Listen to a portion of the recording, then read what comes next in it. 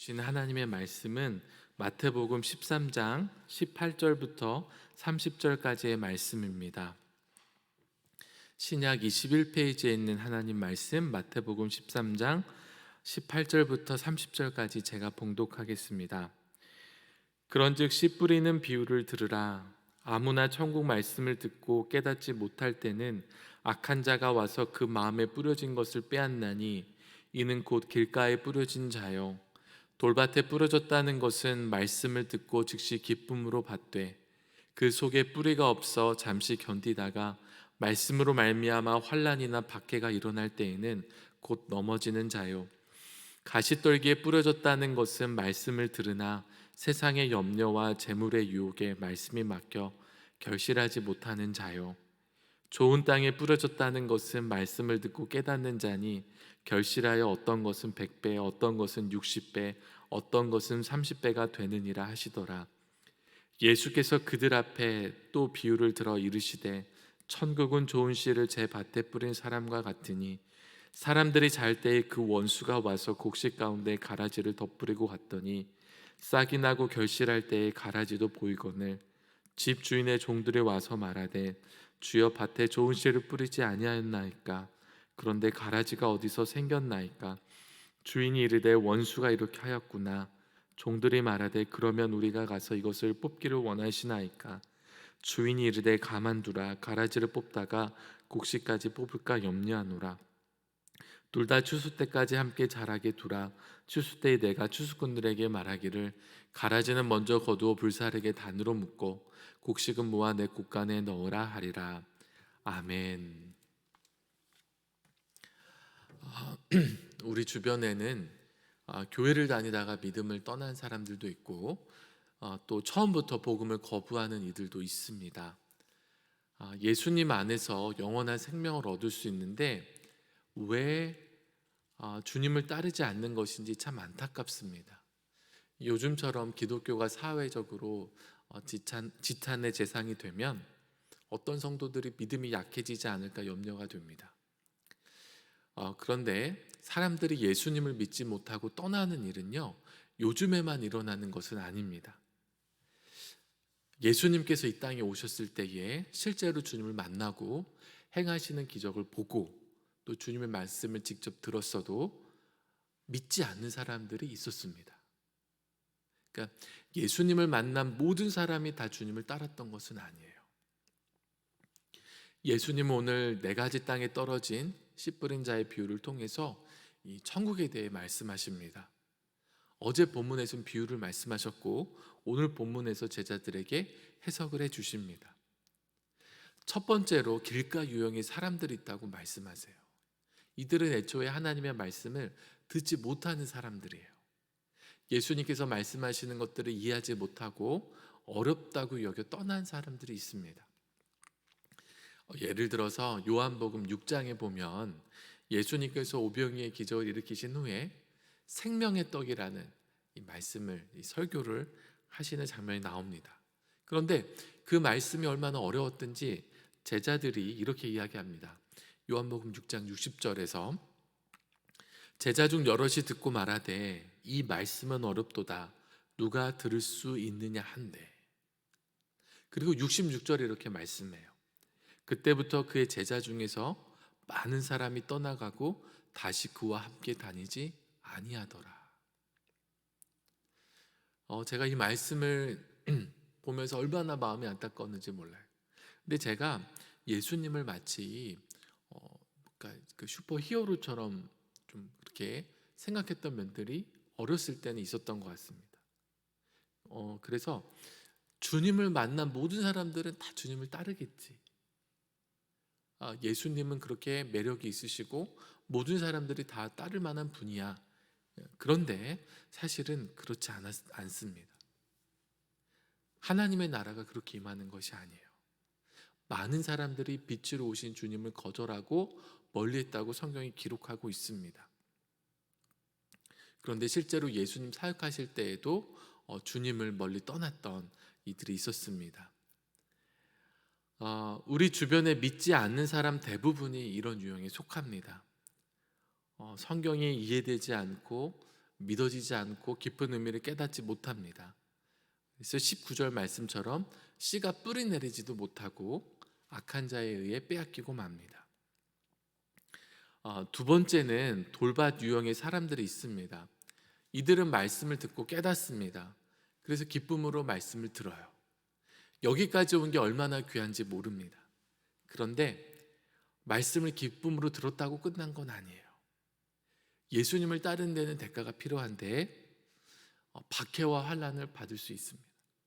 실제로 예수님 당시 예수님 부활하시고 주님을 따랐던 자들은요, 유대교로부터 축출당했습니다. 쫓겨났어요. 근데 이 말은 유대교 회당에 단지 못 들어간다는 의미가 아니라 가족이든 직업이든 모든 삶의 자리에서 쫓겨난다는 것을 의미했습니다.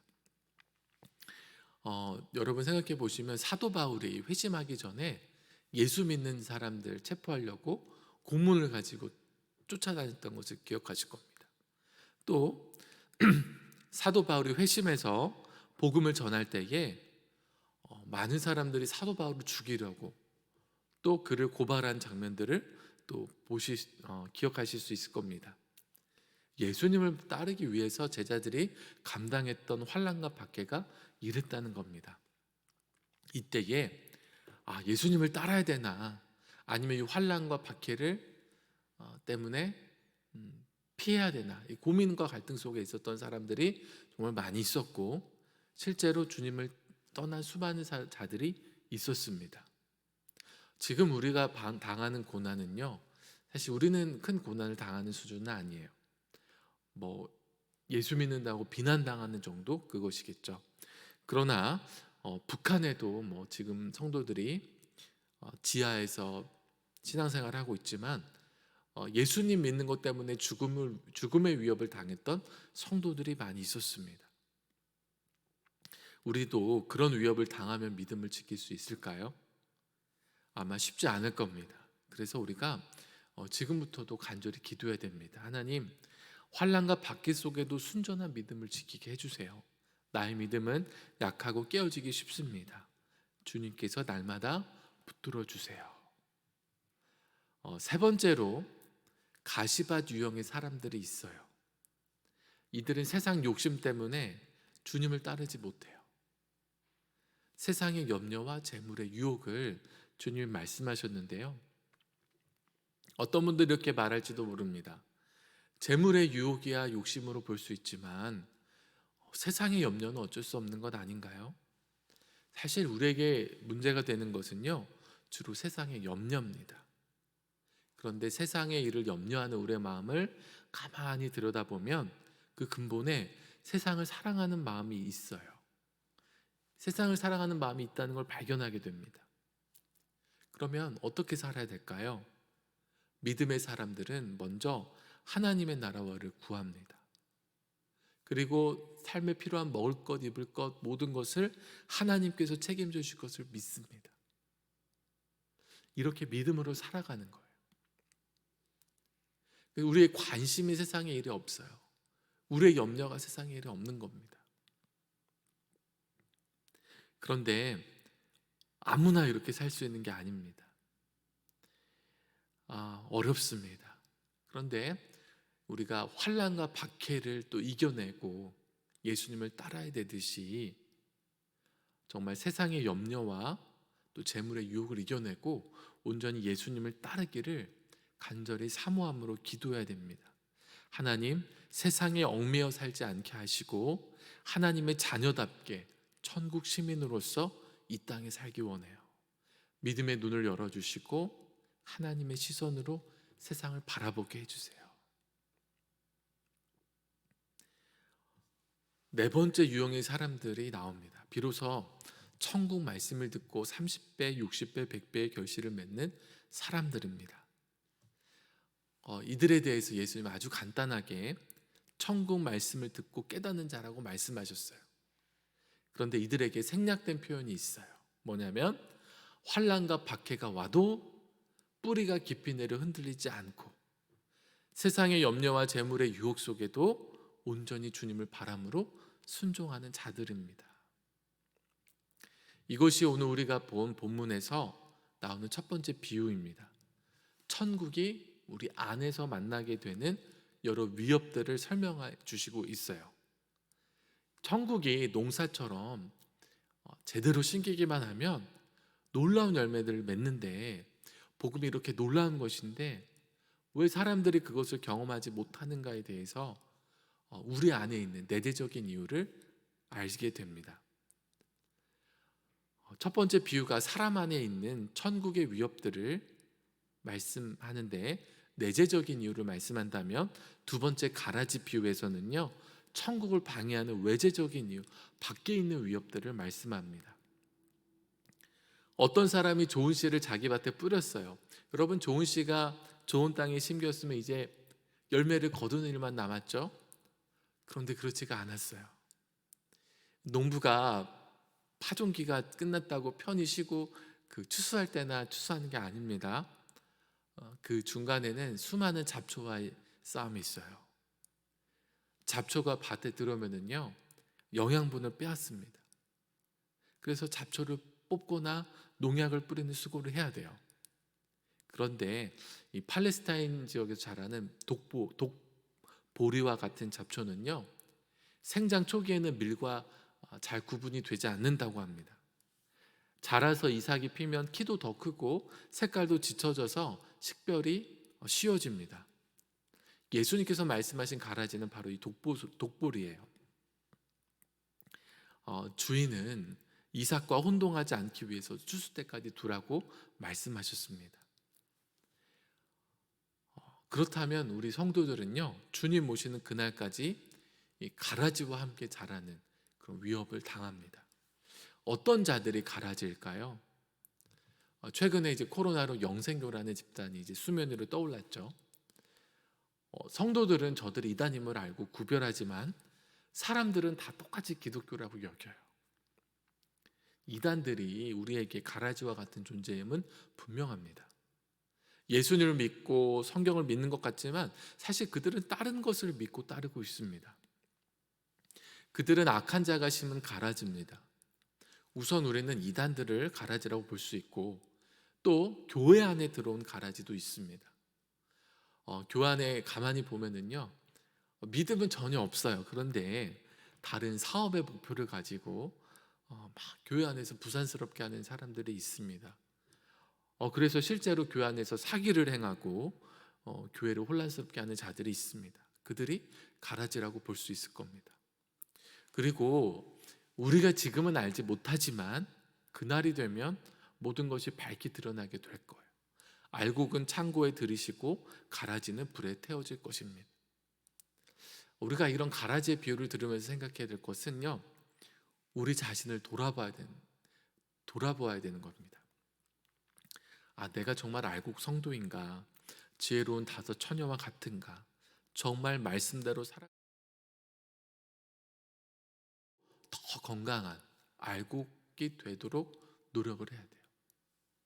알곡 성도들이 더 건강해지면은요, 교회 안에서 가라지 같은 사람들이 못합니다. 그래서 믿음의 성도들이 더욱더 굳건히 서야 됩니다. 예수님께서 말씀하신 오늘 두 가지 천국 비유를 통해서 우리는 다음과 같은 사실을 깨닫게 됩니다. 주님을 만난 모든 사람들이 다 주를 따르는 것은 아니구나. 그리고 교회 안에 있는 모든 자들이 알곡은 아니구나. 가라지도 있구나. 그래서 우리는 더 겸손한 마음으로 우리 자신을 돌아보며 믿음의 길을 겸손히 걸어가야 됩니다. 한편으로 천국을 방해하는 위협들이 우리 안에도 있고 바깥에도 있음을 알게 됩니다. 우리가 그런 것을 만날 때에 이상하게 여길 것이 없습니다. 어렵구나. 이렇게 방해하는 것들이 있구나. 그것들을 알고 정말 믿음으로 이겨내는 저와 여러분 되시기를 간절히 기도합니다. 기도하겠습니다. 살아계신 하나님 아버지, 오늘 설 명절 연휴 마지막 날 이 새벽에 주님 앞에 나오게 하여 주시니 감사를 드립니다. 하나님, 오늘도 주님 말씀 붙들고 이 하루를 살려고 합니다. 오늘 씨 뿌리는 자의 비유와 또 가라지의 비유를 통해서 우리 안에 시작된 하나님의 나라, 이 천국이 여러 가지 장애를 만날 수 있음을, 방해를 만날 수 있음을 주님께서 알게 하여 주시니 감사를 드립니다. 하나님, 우리 안에 주님을 따르는데 여러 가지 환난과 박해가 갈등거리가 되기도 하고, 또 재물의 유혹이, 또 세상의 염려가 우리가 주를 따르는데 방해가 되기도 합니다. 주님, 우리를 지켜주시기를 원합니다. 환난과 박해 중에도 주님을 온전히 믿음으로 따르게 하여 주시고, 하나님 또한 세상의 유혹 속에서도 오직 주님만 믿고 따르는 믿음의 사람들이 다 될 수 있도록 주님 인도하여 주시옵소서. 그리하여서 30배, 60배, 100배의 결실을 맺는 하나님의 사람들 다 될 수 있도록 주님 이끌어 주시옵소서. 하나님 또한 가라지의 비유를 통해서 우리가 정말 주님 앞에 서는 그날까지 정말로 교회를 어렵게 만들고 또 무너뜨리려는 악한 세력들이 있음을 보게 됩니다. 하나님, 우리가 더욱더 깨어 기도하게 하여 주시고, 또 교회를 위해 중보하게 하여 주시옵소서. 또한 믿음의 성도들이 더욱더 건강해지고 더욱더 굳건해져서 악한 가라지와 같은 자들이 함부로 행동하지 못하도록 주여, 우리가 굳건히 교회를 지킬 수 있도록 주님께서 이끌어 주시옵소서. 살아계신 하나님 아버지, 오늘도 주의 말씀 붙들고 기도하며 나아가기를 원합니다. 성령께서 우리와 함께하여 주시고 우리를 주장하여 주셔서 이 아침에 기도함으로 승리하는 시간이 되게 하여 주시옵소서. 하나님 뜻대로 살길 원합니다. 또한 하나님의 나라가 우리 안에서 점점 더 확대되기를 원합니다. 우리를 통해 예수 그리스도가 증거되기를 원합니다. 하나님 역사하여 주시고 우리를 사용하여 주시옵소서.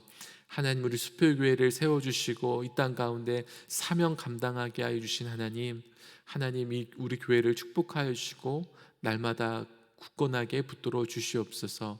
그리하여서 정말 하나님께 칭찬받고 주님께 영광 올려드리는 빛과 소금 된 교회가 되게 하여 주시옵소서. 김진홍 담임 목사님을 세워주셨는데 영육간의 강건함을 더하여 주시고 주님 성령의 충만함을 허락하여 주셔서 주님 오시는 그날까지 우리 교회가 정말 주님 기뻐하시는 모습으로 온전히 나아갈 수 있도록 하나님, 우리 담임 목사님과 함께하여 주시옵소서. 우리 교회 수많은 우리 성도들 한 분 한 분 주님께서 붙들어 주시고 지켜주시기를 원합니다. 이 어려운 시국에 하나님 믿음 지켜주시고 또 건강 지켜주시고 삶의 모든 자리를 주님께서 보호하여 주시옵소서.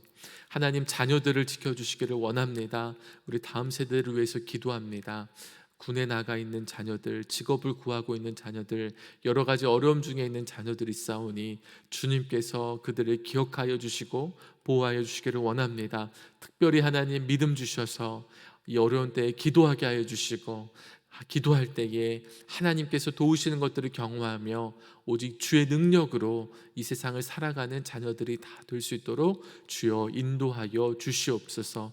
살아계신 하나님 아버지, 우리 교회가 정말로 하나님께 영광 올리는 교회가 될 수 있도록 하나님 날마다 믿음을 더하여 주시옵소서.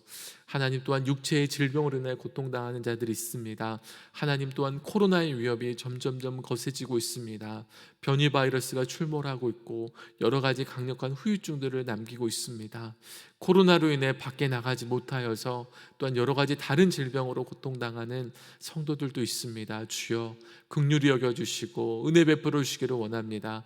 우리가 날마다 예수 그리스도 안에 온전히 거함으로써 주님 주시는 위로와 평안과 기쁨으로 충만하게 하여 주시고, 주님이 코로나의 위협 가운데 또 여러 가지 질병의 위협 가운데 우리를 지켜주시고 보호하여 주시옵소서.